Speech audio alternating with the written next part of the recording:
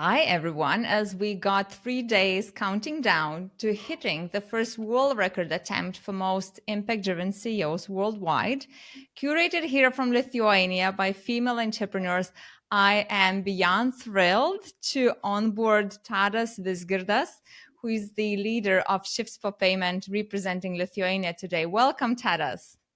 Welcome. Thank you for having me. Oh, it's a pleasure.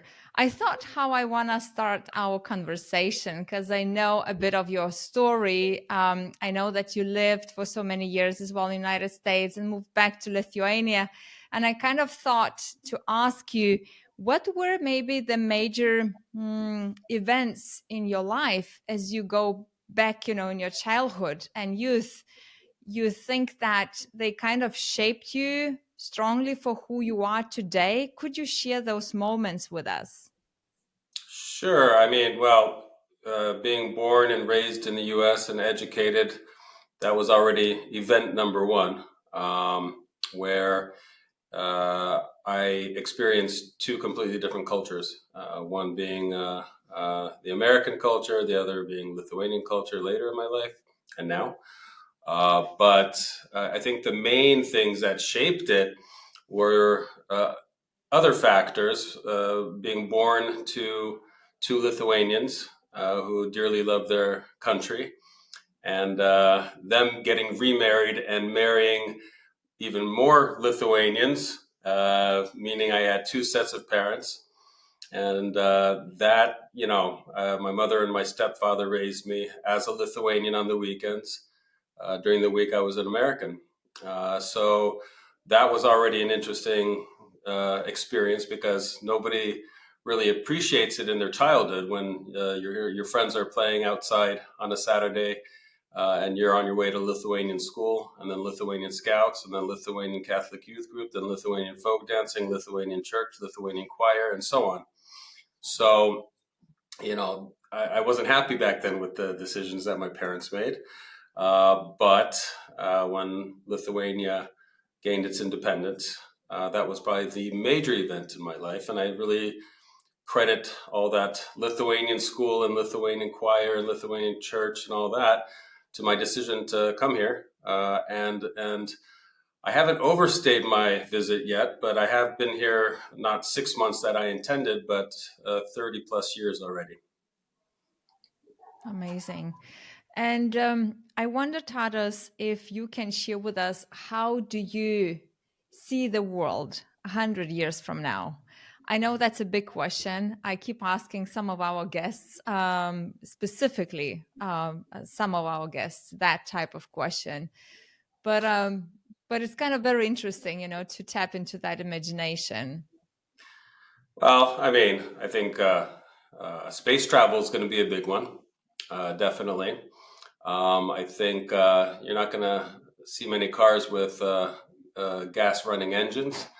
You're going to see a lot of different things regarding the efforts put forward today for reversing the climate change. And that's positive, but it may already be too late. So maybe we won't be seeing ourselves on this earth. So maybe we should rephrase the question to how life will be 100 years from now instead of life on earth, because it may not be on earth.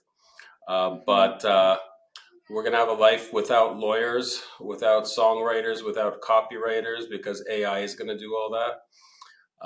And that's in 10 years from now, I think, not 100. And technology is going to be leading the way, but I also see a lot of bad things come from that as well, where we're becoming reliant on technology. Technology should be used as a tool, not as a lifestyle only, and that's where I think we're going, is where it's becoming your lifestyle. Screen time's going up. There's going to be moments where days that we're going to have 16 hours of screen time and 8 hours of sleep. And that's something that I don't know if that's a world that I would want to live in. But each generation has its own challenges, and that's a challenge for the coming generations who have already seemed to be adaptive to the change. I grew up without a cell phone. or my own personal computer. Now, the younger generations can't imagine life without. So each generation changes. Mm. And I wonder when you speak about the lifestyle of our habits in a way that we get hooked so easily to, yeah, to focus on things probably that doesn't matter that much and do the scrolling and whatever coming out of that. Do you wonder what are possible ways for us as businesses, because that's what we are, we look at all the reports saying that business should take far more responsibility socially, right? Because we cannot rely only on governments and etc. and countries. It's us who can do far more than we're doing today. So I wonder how in business ecosystems, knowing that that is might be a threat, we can redesign or rediscover new ways of probably, I don't even want to put working in, but like rules or principles that, we as employees or people in the company, we have, less time in front of, in front of computers and screen. Yeah. And yeah, in a way. Well, yeah, right now it's called, companies saying, well, we're going to pay for gym memberships so people stay healthy physically, right? But now it's all about mental health, I think, is when we're looking forward to the future. And your mental health, you can't sustain a healthy mental state if you're constantly looking at a screen. You need to have breaks, almost like, Spain got it right with siestas when it comes to just Mm. regular work. And now I think we need a digital siestas where people are almost forced to get away from their computers, like on a schedule, go out for walks to breathe fresh Mm. air. Although you can breathe fresh air while looking down at your phone screen, but there's got to be ways to control it. But as long as people have a heart and minds that uh, digest all of the information, where the world is going towards, I think we'll be fine. It's just if we allow technology to completely take over our lives, well, that's going to be a problem. So there's got to be somebody in there, like a referee, that says enough Hmm. is enough. Some sort of regulation. We say everything is over regulated in this world. Uh, you can't overregulate everybody's mental state. You don't Yeah. want everybody going insane at the end of the day, and everybody having anxiety and taking a bunch of Xanax. So yeah, hopefully somebody will step up in the future generations to make sure that that's the path that we're going on. Mental health, be healthy, not just physically but mentally. I actually would love seeing that because, I mean, especially in the business ecosystems, because today when you look at the Outlook calendars, it seems that we move from one meeting to another and 4-day working kind of weeks probably are not still, that what we are looking for, but that could be really epic to have rules, as you say, digital siestas, Sure, scheduled digital in a, fiesta. yeah, why That's not? Yeah, why not? why not? Because when I speak with Exactly. so many CEOs and ask them when, what are their rituals to tap into the purest essence and truly listen to the inner captain, or inner, innate intelligence, everyone is saying it's the solitude moment. It's when I am alone in the forest, by the beach, whatever. So it's that You got type it. of groundedness, right? That's what we need. I love that idea. And going back now to the first question, when you spoke about the events, I just really wonder, Tadas, if you ever experienced that you are sort of a gap when you've been, both raised as American and Lithuanian and kind of embracing those both cultures, and what did you do about that? How did you kind of, accepted that into you? I think the important thing is not to criticize either of the cultures. Never take one over the other. They're both different cultures. A lot of people say America doesn't have a culture. Well, that's nonsense. America definitely has a culture. It's just a younger culture because it's a younger country. But I hear a lot of comparisons. I've never heard Americans speaking badly about Lithuania, but I've heard so many Lithuanians criticize America, and it's really all because of politics. It's not because of the culture. Mm. Maybe, yeah, Americans they speak too loud in restaurants in Europe. Well, that's part of the culture, unfortunately, and well, don't invite Americans if you don't like listening to how loud they speak, and then the economy is going to take a hit. And there's lots of positives and minuses, but I've learned never to criticize because I'm half and half. So if I criticize one or the other, I'm criticizing my half of myself. But yeah, it's really about learning to accept tolerance, all these things, and I've had absolutely zero problem with it. Learning the Lithuanian language, I did that in the U.S. It was my first language, so that was the easy part. But without that, it would be a lot more difficult.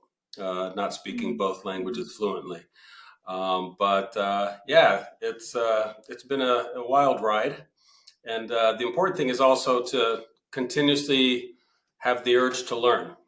And had I not had that urge to learn the first day I got to Lithuania, I would have failed. I would have been back on an airplane 6 months later and said, well, that was a nice 6 months. But Mhm. my willingness to learn and to seize the opportunities has made my life very, very, let's say, positive out here. And I love it. Amazing. And let's try to answer the world record question. When we Okay. designed this world record, we've been truly, thinking a lot intentionally what should be that question. So the question is then, Tadas, how is the world better off because shifts for payments are in it? Can I have more than one answer? Of course, always. Okay. Well, first of all, Shift4 Payments, what we do for our customers is we empower them to, maximum productivity without, burning out or whatnot. Our technology, we find new ways of allowing them to better their bottom line, to make them more productive, to be able to sell more. And as a result, number two is to be able to be more corporate social responsible. So number one, it's a better place because we empower businesses around the world to do their absolute best. We give them the technology to be able to achieve the best result with the money that we actually earn as a company. We give so much of it back to society. Right now, where would Ukraine be without other companies like us doing the same exact thing? It would be very grim. We can't just rely on the government. It's about the companies, the people, society as a whole, but also our primary shareholder and founder, Jared Isaacman, with everything he's done in life to empower our customers. He was able to raise over $250 million for St. Jude's Children's Research Center for the fight against childhood cancer. Now, had our company not been around, St. Jude would be dealing with $250 million less, and there's a lot more to come as far as that goes. It's all about going out and helping others. We here at Shift4, the Ukraine, the war against Ukraine, we support Ukraine financially and with in many other ways as well. We work with Save the Children Lithuania here in Lithuania. Also, they look after children here, at-risk children. They're also looking after the Ukrainian war refugees that have all 54,000 who have come to Lithuania to escape. So there's a lot of satisfaction that comes from that. And I think those are the two primary things that I truly believe, why I still work for this company. It's because it's pleasant to work for. I mean, but I'm sure there's a lot of pleasant companies to work for that give you a challenge. But it's really what we stand for, our values, and the values that come from our founder. So I think it's a great place to work and a great company to have in the world. I love that. I love the moment that it comes from the founder, and I truly believe, as it is inside in, it is the same kind of outside in, because that's how we reflect, from our personalities, our business as well, and the values. So I believe as well, Lithuania and the world is proud that you are guys in it. And I really want to reveal you as a leader more, Tadas. So let's try to answer some of the vulnerable questions I prepared. If you could remember, I mean, we all do a lot of mistakes. I mean, it's a part of life. It's a part of how we grow. And a mistake, kind of, we not normally even want to call it as a mistake.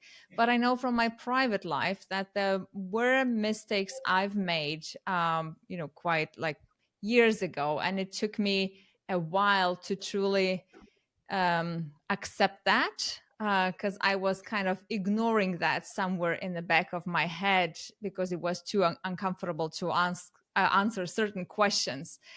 And those actually mistakes, when I finally acknowledged them, they truly grew me a lot at all the levels of my being. So I wonder if you ever experienced any type of, let's say, event slash mistake that it was so heavy that you didn't want to look at that, and you kind of placed it back in your head, and then only some time later you unpacked that, and then voila. What was that mistake about, if you could share with us, and how did that change you?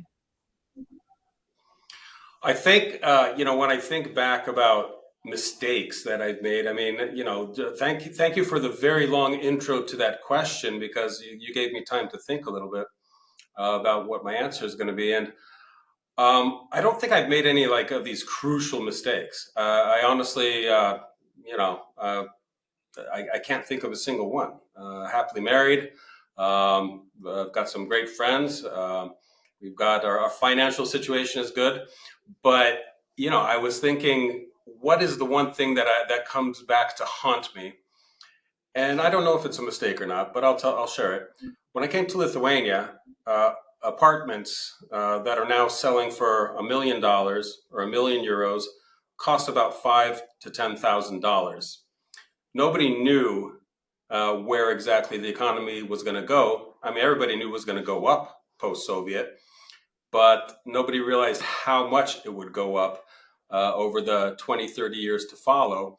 And I do kick myself in the butt for not having the courage to ask people in the US for a short term or medium term loan to be able to buy multiple apartment buildings, because then, I think I would still want to work for a company like Shift4, but there's so much more that I could have done with my earnings or my wealth had I Mm, actually had the courage to reach out and ask. And mm, back then, a lot of people I think would have said, "Yeah, we trust Tadas." I hope they would say that. But yeah, that's something that does come back to haunt me, because it's not because I need more money. It's because I still want to help to the maximum all of the those in need in Lithuania and around the world. mm. And let's just speak then about the courage, because when I asked you about the gap kind of thing, it is that normally always ask the questions that I can relate to, because otherwise I wouldn't come up with them. I lived in Denmark for 10 plus years. And when I came back to Lithuania, I kind of felt like as a gap. And at the same time, the courage thing in that gap, I had to find a new relationship to courage, being in Lithuania with a different type of, let's say, mindset from Denmark. And when you speak now about that thing that is kind of haunting you, and you name courage, I myself experience quite a lot that my life expands or shrinks on the proportion of of the amount of courage I put into whatever I believe in. I really wonder how you see, you know, the difference in people's life, or the difference in people, I don't even want to call it successful people, or just how different people are, the ones who are really brave, like audaciously brave and courageous, rather than the ones that are kind of playing small and hiding somewhere behind, how do you see that difference? Well, we're going extremely psychological here. Um, I think, let me just answer it this way. I think those who are ultra brave, uh, yeah, you can never say, I agree that you can't use the word successful, because you define success yourself as a human being. Your success or others people's success, it's what you think. Success can be measured in so many different ways. But courage and bravery, I think, come through failure, and you get kicked down, you get back up on your feet, and then you're stronger every time you get up. So I think most people who are super courageous, they've been through a lot, and the earlier you go through a lot, the more courage you're going to get earlier in the day.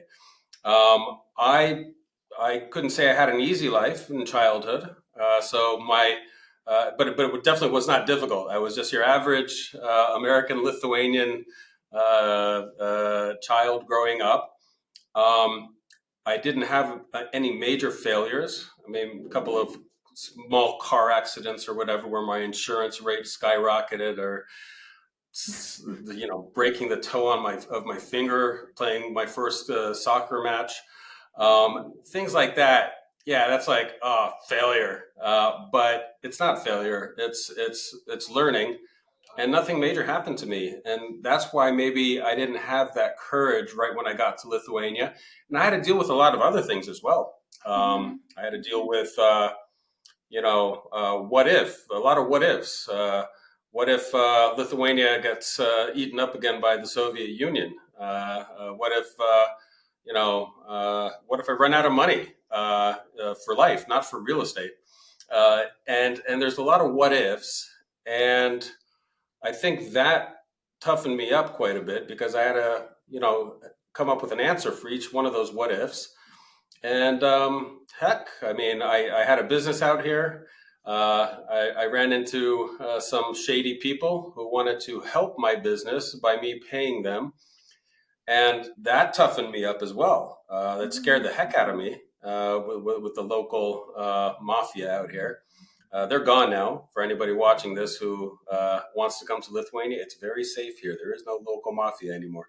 But it's all these things toughen you up at the end of the day, and that's I think right now, if I were to rewind, of course I'm gonna, not knowing where the economy is going, not knowing that this real estate is gonna get 100 times more expensive, 1,000 times more expensive. That doesn't matter. I would still be a lot more willing to invest back then, or to even ask somebody to invest with me. So it's all about growing up. Wonderful. I actually never thought from that, that it's through failure that these, the courage is being built. But as you speak, yeah, I kind of think so. Yeah, because then we probably know that there is nothing we can lose, right? And courage is the only thing that we've got. And one more question, I'll just read that out loud because it's quite long. If there was one singular idea, Tadas, that had the most profound impact on your life, what would it be?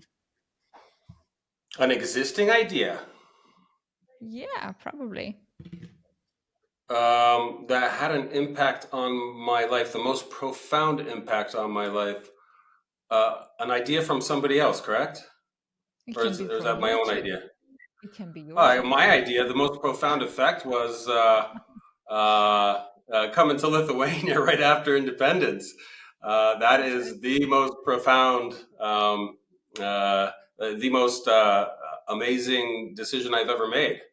I basically made the choice whether or not I want to sit in Los Angeles or somewhere in the US in a cubicle somewhere in a skyscraper, or do I go out to the land of opportunity? Because Lithuanians, And a lot of Europeans always called the US the land of opportunity.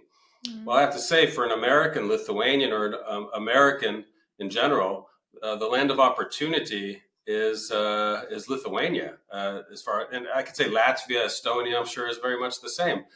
But this is, the main reason why I'm still here. After my wife, after we got married, she told me she doesn't want to move to the U.S. She's a local Lithuanian, and I was like, "What? So I'm staying here then?" Yes, yes, you're staying here.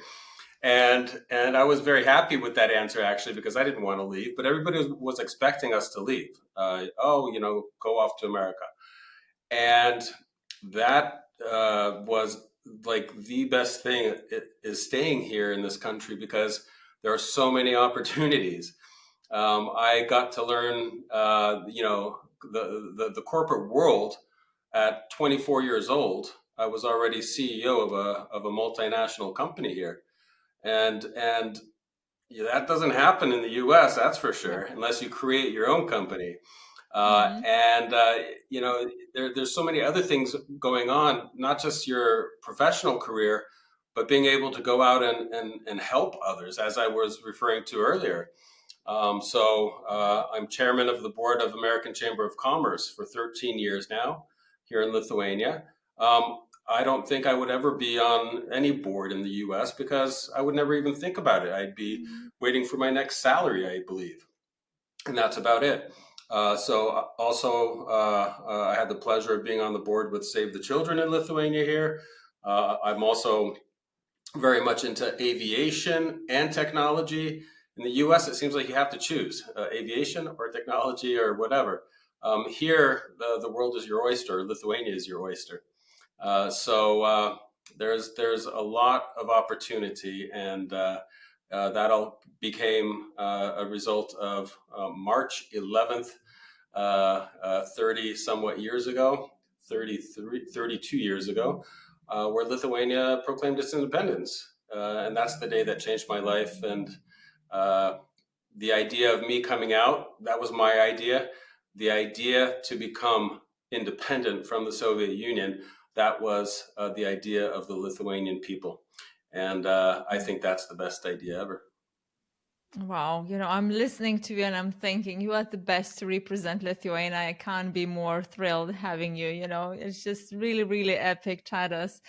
And what do you think we've got in our blood as Lithuanians, as people who've been for not so many years kind of, having our own independence? What do we got in our blood that it's not, we can't see that, we can't grasp that in Scandinavia, other parts of Europe, neither in United States? What is it?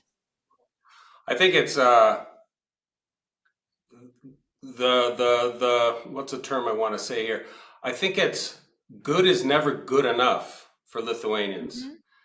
Hmm. And I truly believe that. I've never met so many people who, you know, do not accept mediocrity. Mediocrity, getting, something half baked or getting the job half done or just good enough. Those aren't terms you hear in Lithuania because Lithuanians, either you do it to the end, do it right, or you don't do it at all. And I think that's very unique to Lithuania. I mean, a lot of that doesn't that's not only Lithuanians. There's a lot of individuals in other countries that think the same way. But here you have it's like a collective agreement almost that yes, we are going to do things right in this country.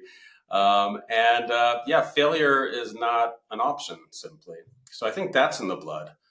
Yeah. And obviously, Mhm. lots of great genes because we have very many tall, beautiful people in this country and smart, Oh very, yeah. very smart. My dad is also very tall and my mom, so I'm the shortest one in the family, 175 or something. That's the shortest. All Okay, right. okay. Yeah.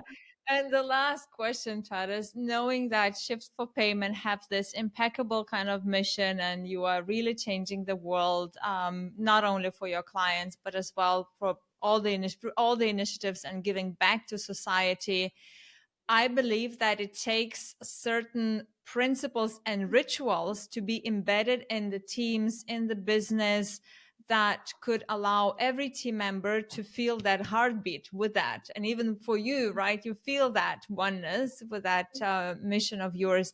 So the question is, what type of rituals, guys, do you have in your company globally, or even in Lithuania, that help you to stay anchored to that purpose, mission, and not lose yourself, for kind of thinking growth at any costs is more important than the wider picture? Well, I wouldn't call it. I mean, it's a ritual. Sounds like we come to the office and sit down in a circle and chant something while drinking our coffee, and we don't do that. But what we do is we really all understand what we call the Shift4 way. And the Shift4 way, we have our different philosophies as a company that we believe just make the situation, no matter what it is, very much achievable to reach your objectives. But we live off of certain values, let's say, and those values would be, obviously, like most companies, trust. Trust. Without trust, you can't go anywhere. No company will succeed without trust. There's empowerment. There's ownership. You have to have ownership. You have to take ownership, and with ownership comes accountability. But the one that really I like, which I haven't seen anywhere else, is boldness. You are not punished at Shift4 for being bold. You'll make a mistake, maybe being bold. Maybe you're rushing into things. Maybe you're not thinking enough, but you have to do it now or never. So boldness is one of our values that really strikes me as being the most important, because the opposite of boldness is fear or passiveness or whatever. Actually, I have to look that up because I can't think of what the exact opposite word is. That's our ritual. It's based around the Shift4 way and the way we do things, and that's not a ritual. It's a multi-year ritual rather than a daily ritual. It's in a way habitual, kind of, right, already. Yeah. Yeah, wonderful. I love that boldness is one of the values, and I feel myself as the one who is curating this world record that is so needed in this world, to be bold enough and really embrace that, and just let go with the flow, as I say. Well, thank you, Tadas, for being here. It's an honor to onboard you to see your world record. Well, thank you very much, and I wish you success in getting to that world record. Even though I understand you probably already have it, but happy to be part of this journey, and I wish everybody who took time off to view this. I urge you all to go now, take a walk outside along the lake side or something, and not sit in front of the screen for the next video. Take a break in between. Digital siesta, right?